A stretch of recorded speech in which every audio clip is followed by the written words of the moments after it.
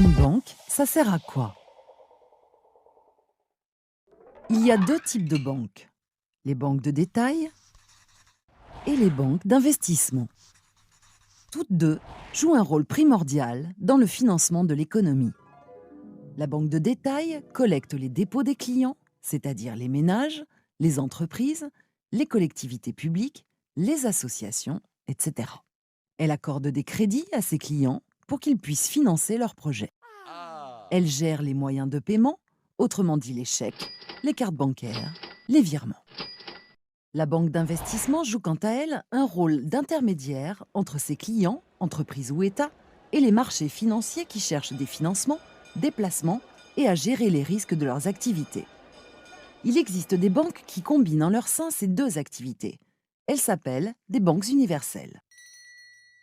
Lorsqu'un client dépose 100 € sur son compte, la banque va pouvoir les prêter, par exemple, à une entreprise pour l'achat d'une machine ou à un autre client pour l'acquisition de sa maison.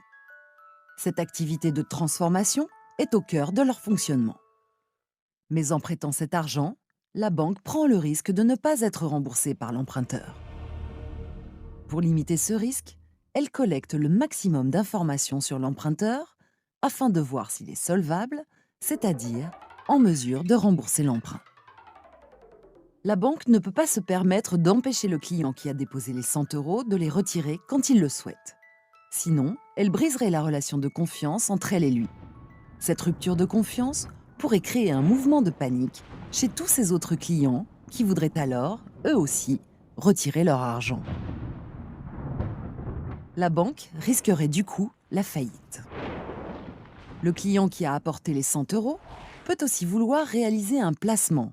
Par exemple, investir 20 € sur son compte d'épargne et 30 € en bourse.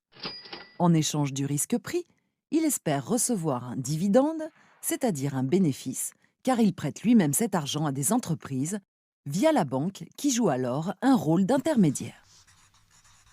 Enfin, pour limiter les risques de faillite, l'activité des banques est strictement encadrée par les autorités publiques qui leur imposent des règles dites prudentielles, notamment celle de disposer d'une quantité de fonds propres suffisante.